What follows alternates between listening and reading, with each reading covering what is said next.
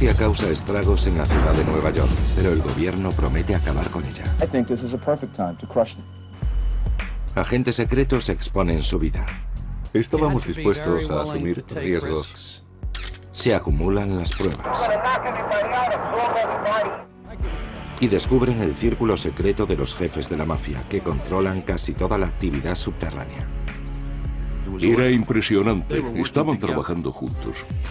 Las preguntas y las respuestas. La historia que se esconde tras el juicio a la mafia a continuación en el informe final. El informe final. La comisión a juicio. Nueva York, 1980. La metrópoli más grande de los Estados Unidos está invadida por una organización ilegal llamada la Cosa Nostra, más conocida como la mafia.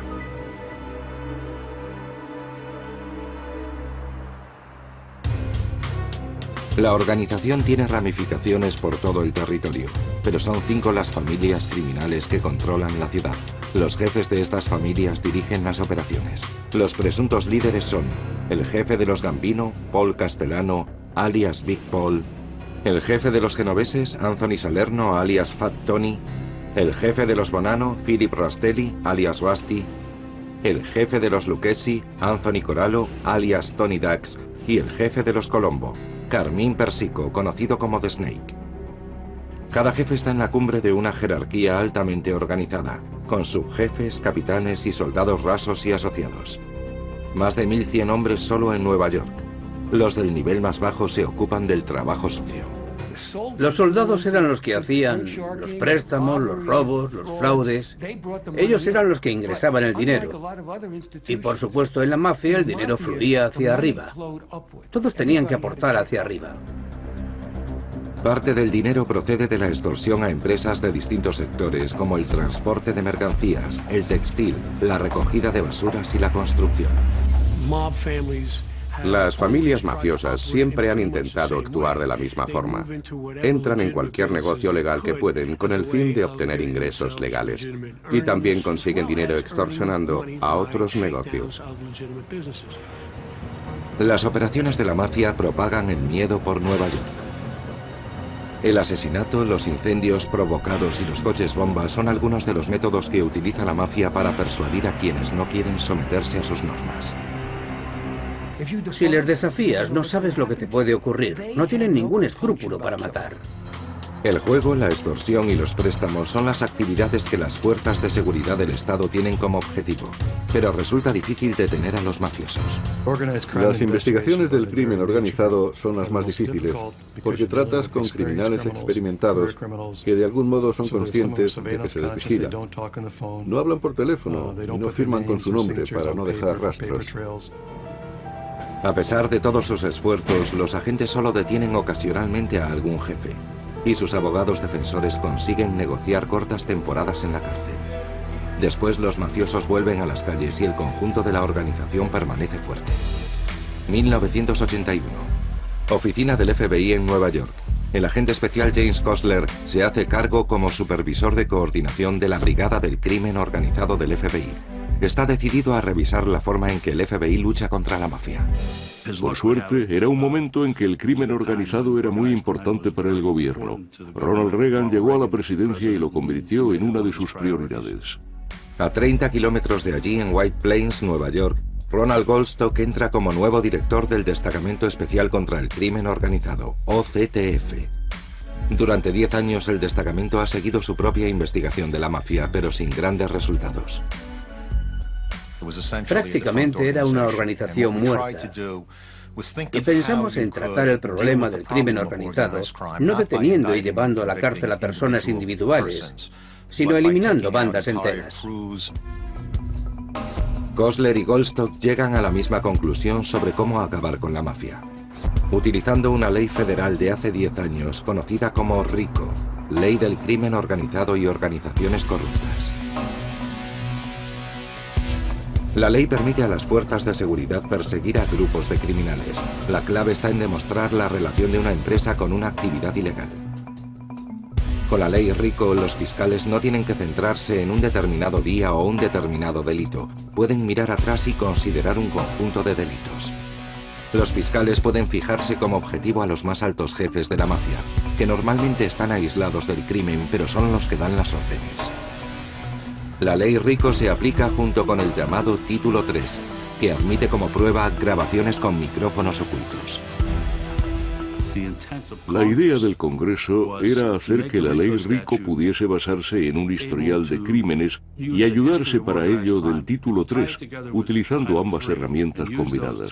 Era algo que no habíamos aplicado en otras ocasiones. Si RICO es el método ideal, ¿por qué los agentes han tardado 10 años en utilizarlo? Pocas autoridades entienden la ley en su totalidad, y nadie quiere ser el primero en usarla. El hombre que redactó la ley, Robert Blakey, declara a el informe final que el Departamento de Justicia desaconsejó su uso por miedo a que se perdiera algún caso. Lo que no iban a hacer era tratar alguno de los casos importantes como experimentos para una ley nueva. Querían tener un precedente y nadie quería ser el primero. Pero alguien está dispuesto. En el FBI, James Kostler trabaja en la reorganización de la estrategia antimafia. Normalmente nos fijábamos en los delitos que cometía un grupo de gente y los procesábamos por cometerlos. Nunca mirábamos al grupo como un todo. Kostler crea 5 brigadas contra el crimen organizado, una para cada familia mafiosa.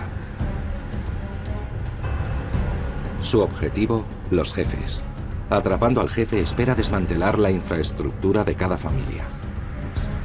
Teníamos un plan e íbamos a seguirlo. Íbamos por los jerarcas de las familias. Entre tanto, en el destacamento especial, Ronald Goldstock empieza su propia investigación centrándose en las industrias y en los sindicatos. Sabe que la mafia controla a cargos sindicales corruptos que ocultan fondos de los empleados y amenazan con huelgas de trabajadores a cambio de algún soborno. RICO no era solo una teoría de enjuiciamiento, sino también de investigación. Pensamos no tanto en las familias mafiosas como en las industrias y en cómo impedir que la mafia continuase actuando. Las agencias empiezan sus investigaciones con el objetivo de acabar con cada familia y su jefe.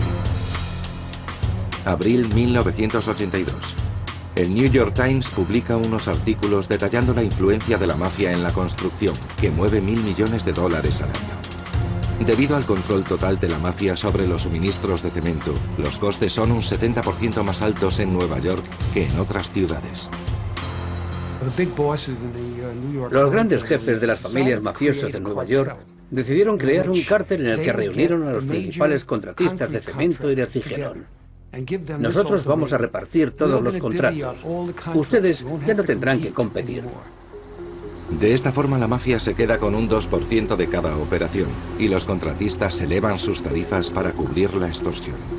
Los contratistas que se reparten los sobornos con los jefes de la mafia son conocidos como el Club del Cemento. La negativa a unirse al club tiene serias consecuencias. No tenían más remedio que unirse a la asociación y aceptar sus reglas. No hacerlo acarreaba daños económicos y físicos, incluso la muerte.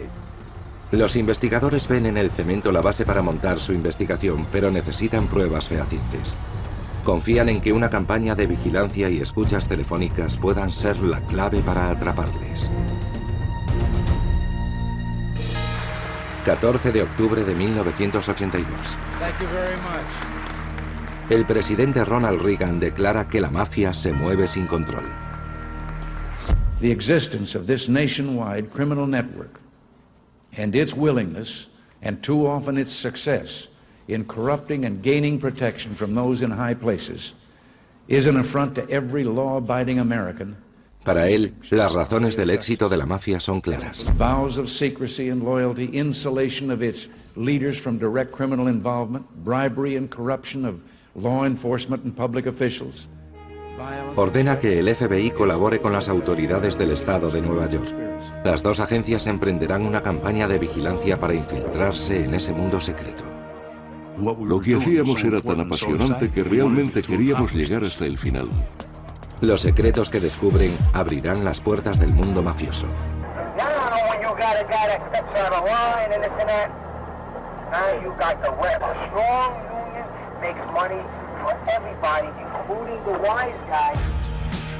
Más preguntas y respuestas a continuación, en el informe final.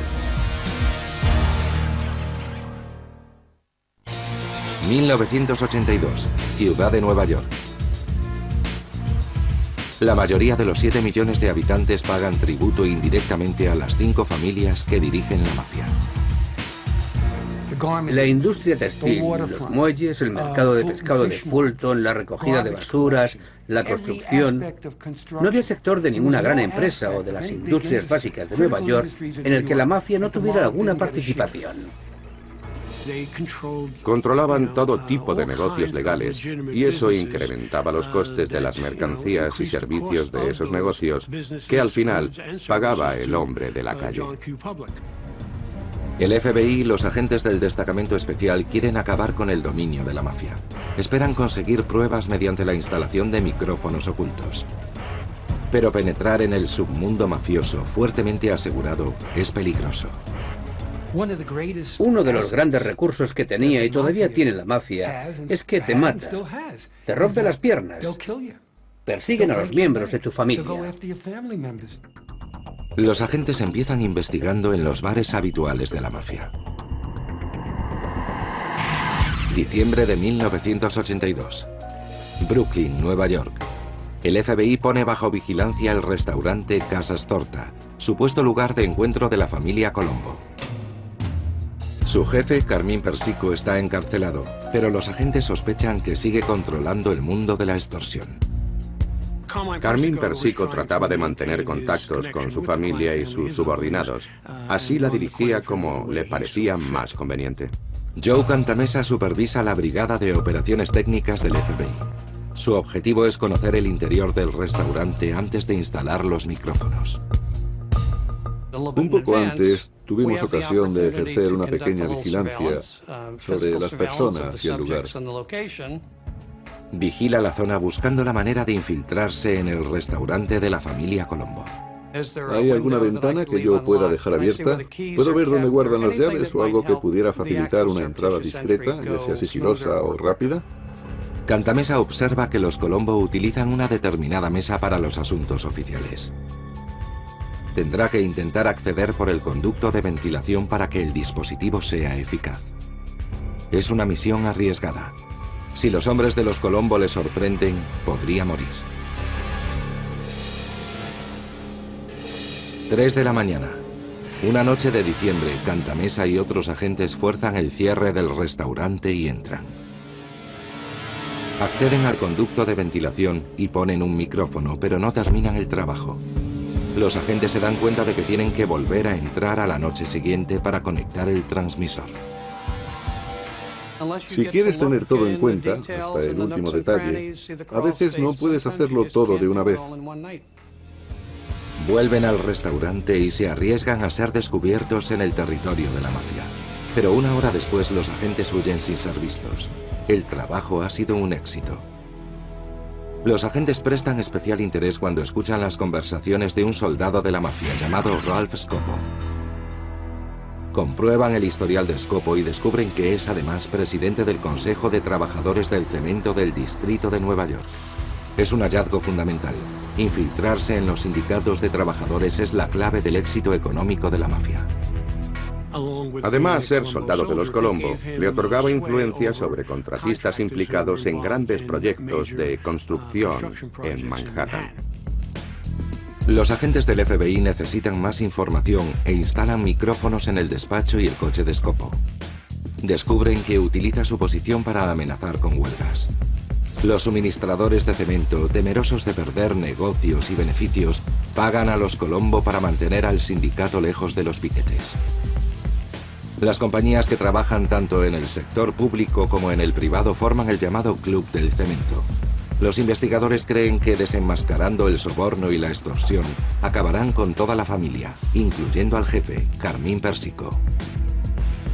Scopo era el tipo que se aseguraba de que cada familia mafiosa recibiera su parte. Hay una conversación en la que un soldado de Colombo habla con él sobre un proyecto de construcción en el que intenta implicarse y Scopo le dice: no hay que esperar ni un minuto, son $10 millones, la comisión tiene que recibir una parte.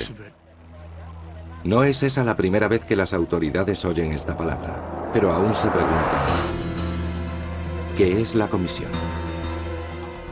Los investigadores creen que es el órgano más alto de la mafia. En otras escuchas se había mencionado la comisión, pero saben muy poco de ella. Creen que en el consejo de administración están los jefes de las 5 familias. Los agentes creen que estos hombres tienen la última palabra sobre la política y los negocios de la mafia, pero carecen de pruebas concluyentes.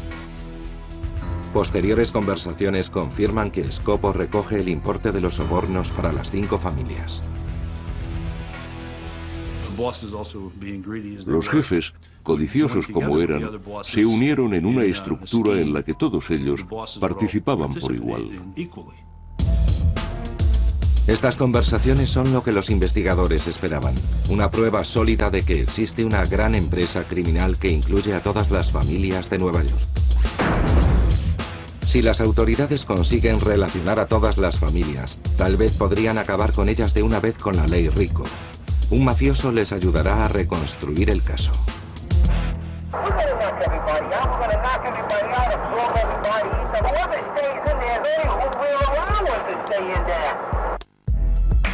Esto y otras preguntas y respuestas a continuación en el informe final.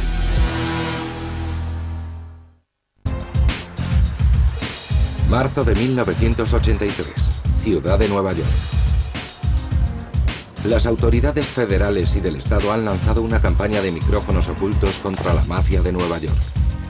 Mientras los investigadores repasan las conversaciones de la familia Colombo, el destacamento especial investiga a Lucchesi Corallo, alias Tony Dax. Los investigadores sospechan que Corallo controla la recogida de basuras de Long Island y dirige su negocio desde el asiento trasero de su Jaguar negro. Nos dimos cuenta de que, colocando un micrófono en el coche, no solo entenderíamos mejor sus manejos, sino que tendríamos pruebas para conseguir lo que queríamos. El destacamento especial sabe que será un trabajo difícil. Las interferencias y el limitado ancho de banda de transmisión hicieron inútiles otras instalaciones en coches. Tony Angiulo, que todavía trabaja para el destacamento especial, está dispuesto a hacer que esta escucha funcione. Fuimos a un concesionario que vendía el mismo coche para averiguar cómo podíamos hacer la instalación. Angiulo y otros agentes practican instalando micrófonos en una copia del Jaguar que usa Corallo. Una vez dentro del coche, calculan que necesitan 5 minutos para acabar el trabajo.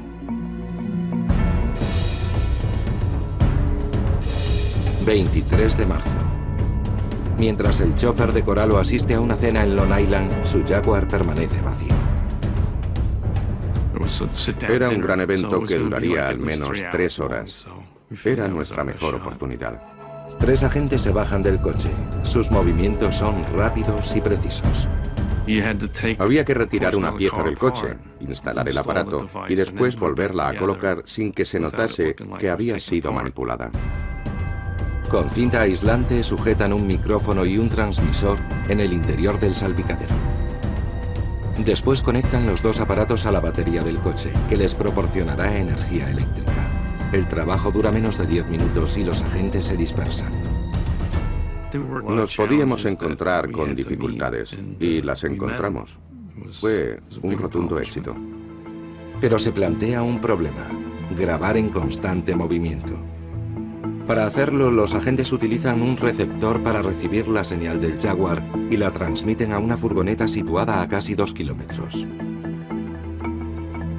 Su difícil trabajo obtiene recompensas. Sal Avellino, el inquisitivo chofer de Tony Corallo, arrastra a su jefe hacia algunas conversaciones incriminatorias. En unos días tuvimos a Corallo diciendo que él era el jefe de la familia Lucchesi. algo que no habíamos conseguido hasta entonces. La admisión de Corallo de que él es el jefe le implica en la organización y proporciona pruebas para aplicarle la ley Rico. Los agentes siguen persiguiendo a Avelino. Escuchan una conversación sobre los planes de los Lucchesi para controlar la recogida de basuras de la ciudad, eliminando a la competencia.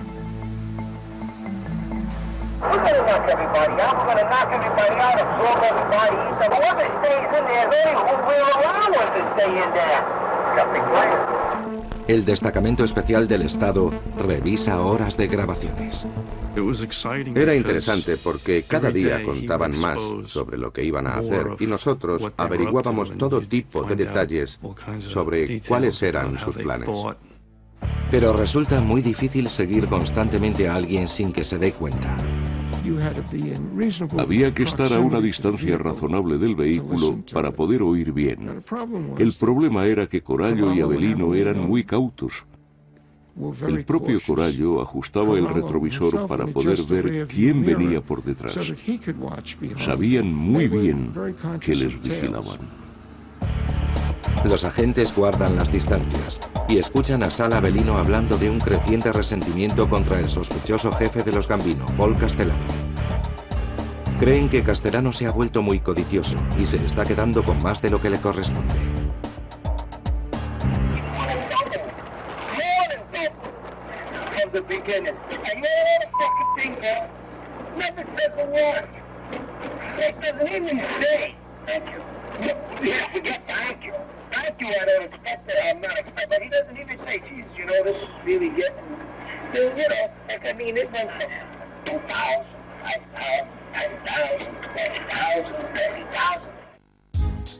Esto implica a Castellano en las estafas de la mafia, pero las autoridades necesitan al jefe de los Gambino en la cinta. El FBI empieza a vigilar la mansión de Castellano en Staten Island. Marzo de 1983, Staten Island, Nueva York. Big Paul, llamado así por su imponente 1,90 m de estatura, llegó a jefe en el año 1970. Tiene la imagen de un sofisticado banquero de Wall Street, pero maneja a más de 400 soldados que hacen el trabajo sucio. De ese modo, Castellano no comete los crímenes personalmente. Los investigadores esperan que hable sobre su papel en las extorsiones. El FBI acude a Joy Cantamessa, el agente que instaló con éxito un micrófono en el restaurante de los Colombo en Brooklyn. La vigilancia intensiva tiene varias partes. Una, por supuesto, es el lugar, ver quién entra y sale. Otra son las personas que tienen acceso al lugar, quien tiene las llaves, los códigos de alarma, etc. La casa de Castellano tiene muchos obstáculos. Un amplio sistema de alarma y de videovigilancia, y un constante desfile de socios que van y vienen. En pocas ocasiones, si es que hay alguna, la casa estaba desocupada. Cantamessa relata a El Informe Final cómo él y otro agente se hacen pasar por técnicos de televisión para acceder a la mansión de Castellano. Es una operación peligrosa en la que arriesgan su vida. Había que ser muy atrevido y estar dispuesto a asumir riesgos calculados. El otro agente vigila fuera mientras Cantamessa averigua dónde instalar los micrófonos y las líneas de transmisión. Los agentes oirán las conversaciones desde un apartamento cercano. Cantamessa sabe por sus informadores que Castellano dirige sus negocios desde una mesa cercana a la cocina, el lugar perfecto para colocar el micrófono. El agente solicita la ayuda de un soldado de los Gambino para que el trabajo resulte menos sospechoso. Cuando estás haciendo algo, siempre quieren mirar y se ofrecen a ayudarte. Puedes decirle, sujete el cable o la linterna. ¿Puede darme el destornillador? Consigue colocar el micrófono y abandona la casa sin ser descubierto. La instalación del micrófono funcionó perfectamente y según lo planeado, hasta que se desató una tormenta eléctrica aquella noche. La tormenta corta la transmisión. Cantamessa tendrá que volver a entrar en la casa. Por suerte, Castellano y sus colaboradores se creen la historia de la reparación. Pocas horas después, la voz de Big Paul retumba a través del transmisor. A partir de las conversaciones de aquella escucha, el FBI consiguió demostrar que Paul Castellano era el cabecilla de la familia Gambino y que había cierta conexión entre todas las familias criminales. Las 5 familias están implicadas en los turbios negocios de la construcción, el llamado Club del Cemento. Fue algo impresionante. Rápidamente nos dimos cuenta de que las familias no eran bandas distintas y separadas. Estaban trabajando juntas. Ahora que los investigadores saben que la mafia opera como una organización dirigida por una comisión de jefes, pueden utilizar la ley RICO para procesar a todas las familias a la vez. Realmente la importancia de la investigación no había estado clara hasta que se completó el trabajo. También descubren que existen desavenencias en la familia Gambino. Un capitán llamado John Gotti no está contento con la creciente avaricia de Castellano. John Gotti y su gente eran miembros fundamentales de la parte trabajadora de la familia Gambino y se sabía que estaban en desacuerdo con Paul Castellano. Las autoridades observan a ambas facciones de la familia y esperan destruir la infraestructura de los Gambino antes de que lo hagan sus propios miembros. Mayo de 1983. Los investigadores vigilan a los Gambino, pero todavía no han atado todos los cabos relativos a la comisión. Todavía están analizando las conversaciones de las cintas cuando el antiguo jefe Joseph Bonanno, retirado en Arizona, publica sus memorias en un libro titulado Un hombre de honor. A sus 78 años, el capo de la mafia quiere que el mundo sepa que el parentesco mafioso se ha convertido en una extrema codicia. Ya no era una persona importante y en cierto modo pretendía justificar su vida. ¿Por qué es importante el libro de Bonanno para los investigadores? Bonanno incluye en él todo un capítulo que habla de la comisión. Según Bonanno, la comisión nació en Nueva York en 1931. La mafia pensó que un comité de hombres, uno por cada una de las familias más importantes, podría evitar innecesarias luchas internas. La comisión juzga cualquier disputa territorial o financiera entre mafiosos y protege a los jefes, decidiendo que nadie puede matar a uno de ellos sin que lo apruebe la comisión. Y de repente aparece Bonanno, uno de los cabecillas originales de las 5 familias, escribiendo un libro que desvela la existencia de la comisión y de cómo opera y por qué. Las cintas empiezan a girar sin descanso como respuesta al libro de Bonanno. Los otros jefes están furiosos porque Bonanno ha roto el código de silencio de la mafia. Paul Castellano fue grabado diciendo: va a levantar una conspiración contra nosotros. ¿Cómo puede hacer esto ese idiota? Agosto de 1983. Ronald Goldstock, responsable del Destacamento Especial contra el Crimen Organizado de Nueva York, habla con el fiscal Rudy Giuliani con un objetivo: reunir todas las investigaciones sobre las diferentes familias en un único caso. Los abogados de la acusación pueden utilizar la ley RICO para encausar a los jefes. Aunque ellos no hayan cometido los crímenes, son la clave de la organización. Les puse la teoría que habíamos desarrollado sobre el caso de la comisión y se mostró muy receptivo. La clave para acabar con la mafia es demostrar al jurado que existe una empresa criminal. Y todas las pruebas sirven, desde las grabaciones hasta el libro de Bonanno.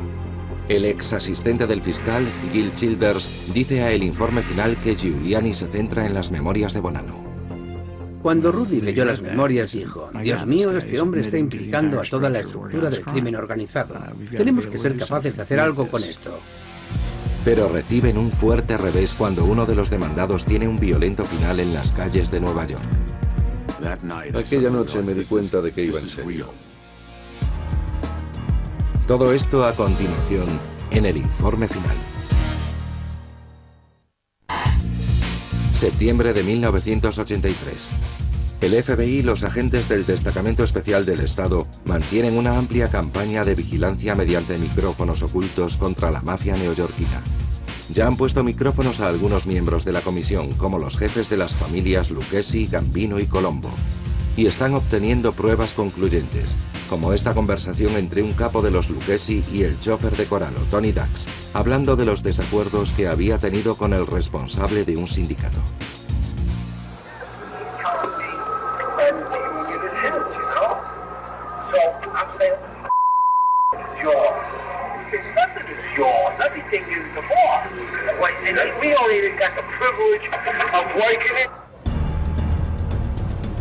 El trabajo de los investigadores aún no está terminado.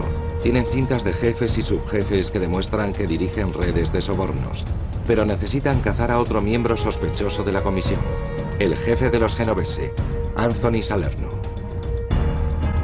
A pesar de su aspecto discreto, Salerno es uno de los mafiosos más ricos. Con base en Harlem, controla un negocio de préstamos ilegales de $10 millones anuales. Este de Harlem, Nueva York, diciembre de 1983.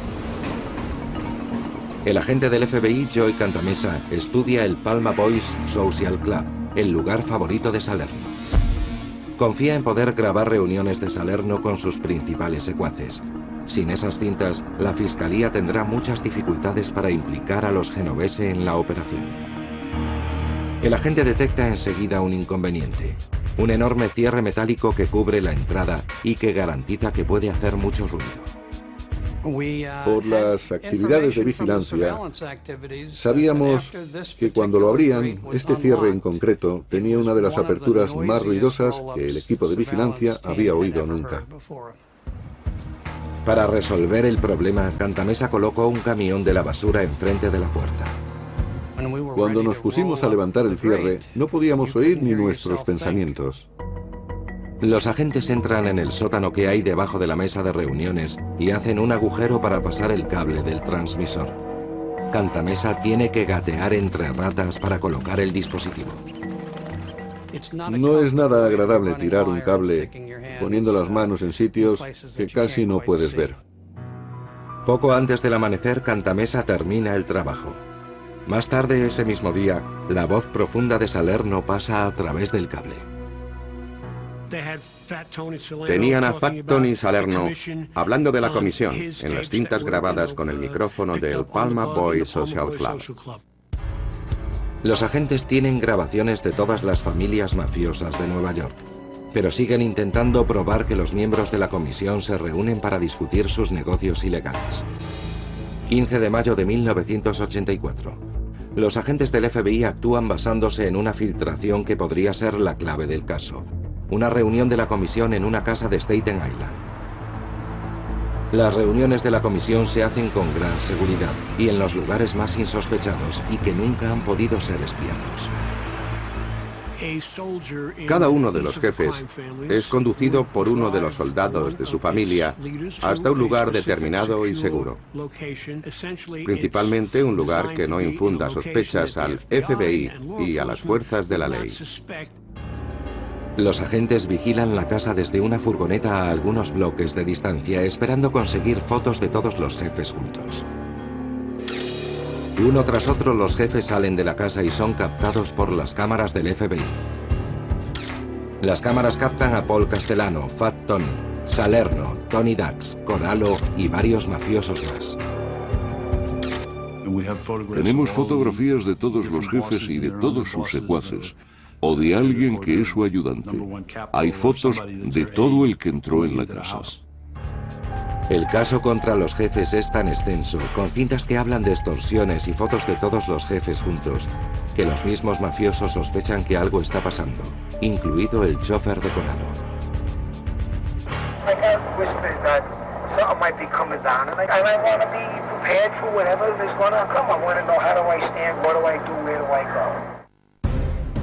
Febrero de 1985. Con pruebas contundentes en forma de fotografías y grabaciones, el fiscal del distrito, Rudy Giuliani, está preparado para anunciar una acusación masiva. Fue una tremenda explosión de energía. Todo el mundo sabía que iba a ser un caso espectacular.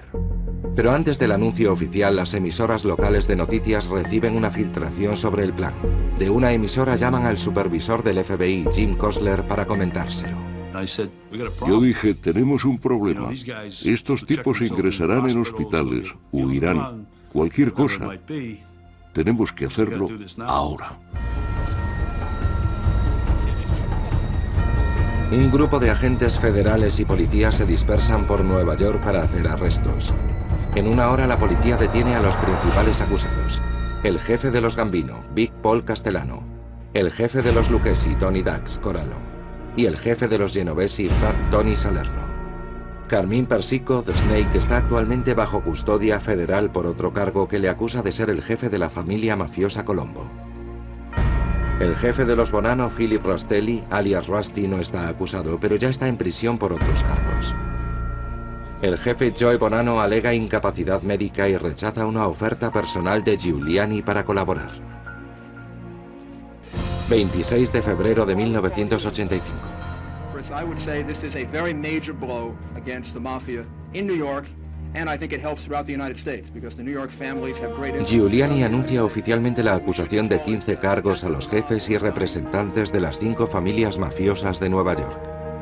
Acusan a los 9 hombres de participar en una comisión nacional que controlaba actividades mafiosas como tráfico de drogas, préstamos ilegales, juego y chantaje laboral. El procesamiento no mantiene mucho tiempo a los ricos jefes fuera de la calle.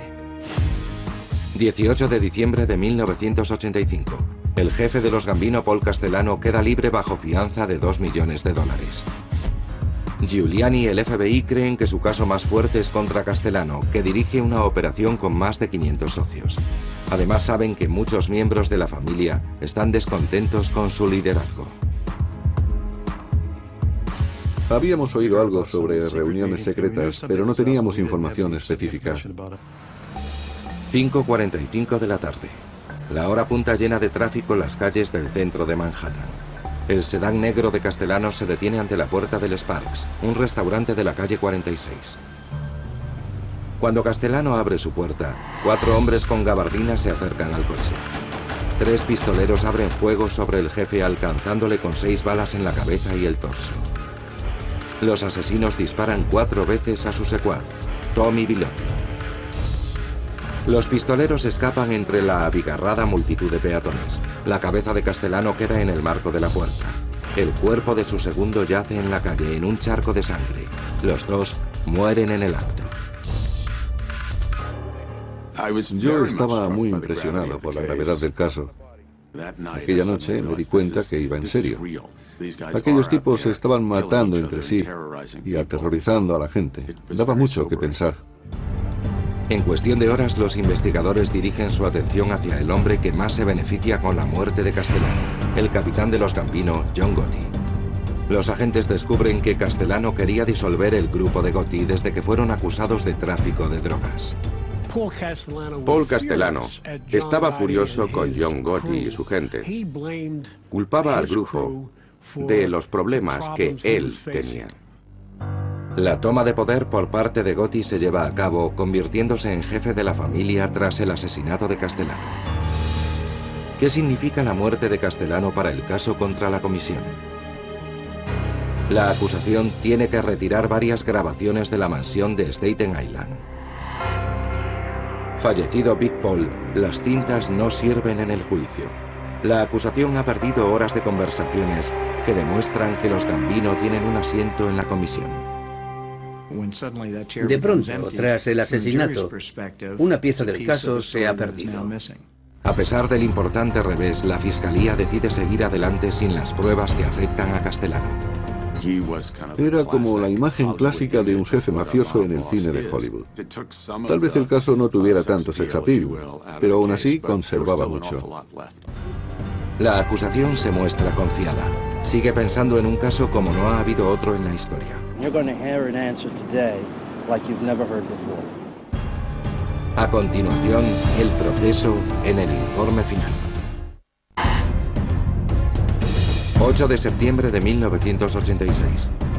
La selección del jurado para el juicio contra la Comisión de la Mafia empieza en el juzgado del Distrito Federal en Manhattan Sur.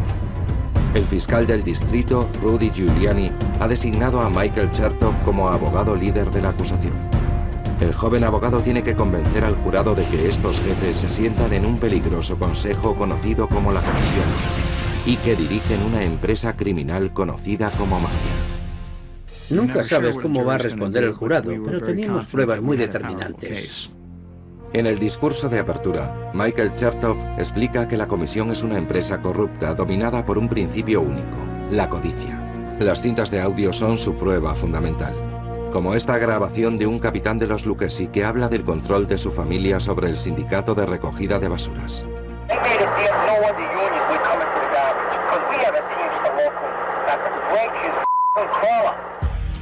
El acusado clave es el soldado de los Colombo Ralph Scopo, acusado de aceptar dinero de las compañías cementeras. Scopo lo contó todo en las cintas. Tenían a Ralph Scopo diciendo que la comisión controlaba proyectos de construcción en la ciudad de Nueva York. En realidad, no necesitaban el testimonio de los testigos. Las grabaciones de la amplia investigación, que ha durado 4 años, implican a varios de los acusados. Se les puede oír hablando de la comisión y de sus delitos. La prueba más convincente eran las cintas que contenían sus voces reales. No era un tercero, no era un exconvicto testificando para que le redujesen la condena. Eran ellos. En total, la acusación presenta 85 testigos y más de 150 cintas de audio. 18 de septiembre de 1986. El abogado de la defensa, Samuel Dawson, que representa al subjefe de los Lucchesi, dice al jurado algo que nunca se había confesado antes en un juicio público. La mafia y la comisión existen. Fue muy sorprendente. Ningún abogado defensor había admitido nunca, hasta entonces, que hubiese realmente algo como la Cosa Nostra. ¿Por qué admite la defensa que existe la mafia? Porque es imposible refutar los cientos de horas de conversaciones grabadas. Pero alegan que ser miembro de la mafia no implica ser un criminal. My client was riding around in that car, and there wasn't one word that came out of his mouth that indicated any activity on his part of a criminal nature. La defensa describe la comisión como un círculo de negocios marginal. No autoriza asesinatos, sino que resuelve disputas para evitar conflictos. Los abogados de la defensa estaban empeñados en encontrar una estrategia para tratar de exculpar a los acusados. 19 de noviembre de 1986. Tras 5 días de deliberaciones, el jurado entrega su veredicto. Fat Tony Salerno, Tony Dax Corallo, Carmine Persico de Snake y 5 de sus socios, culpables de todos los cargos. Era una victoria absoluta y una auténtica reivindicación de todos los esfuerzos realizados para perseguir y combatir la Cosa Nostra. La sentencia es 100 años sin libertad condicional, la condena máxima impuesta con la ley Rico. They reached a verdict that is just and that sends the message from the community to these people that they cannot be above the law and that they will be brought to justice and they will be convicted. Corallo, Persico y Salerno van a la cárcel de por vida. Fue un acontecimiento increíble que captó la atención de la sociedad y demostró que hay una forma de eliminar a esa gente de las calles y para siempre. En el informe final, el caso de la comisión establece un precedente para que las fuerzas del orden utilicen la ley Rico y se convierta en el método prioritario para combatir el crimen organizado, como bandas urbanas. Aunque la ley Rico afecta a las 5 familias de Nueva York, no detiene su actividad. El FBI averigua que una nueva generación de jefes sustituye a los líderes encarcelados. En 1988, los investigadores descubren un error grave en la investigación de la comisión. Algunos informadores revelan que el principal acusado, Anthony Salerno, no es el jefe de la familia genovese. Ha sido erróneamente identificado. El verdadero jefe, Vincent Gigante alias Chin, había estado dirigiendo las operaciones desde la cárcel. Ahora vemos lo poco que el FBI y las fuerzas de la ley sabían sobre la mafia. Solo habían arañado la superficie. No obstante, esto no es suficiente para anular la condena de Salerno, quien muere en prisión en 1992. Después moriría el jefe de los Lucchesi, Anthony Corallo, en 2000. De los 3 grandes acusados, solo sigue vivo el jefe de los Colombo, Carmine Persico. Se supone que dirige a la familia Colombo desde el Correccional Federal de Butner, en Carolina del Norte. Las reglas de la mafia le permiten mantener su rango, aunque esté en la cárcel. Las 5 familias nunca renunciaron por completo a la industria de la construcción en Nueva York o al sindicato de trabajadores.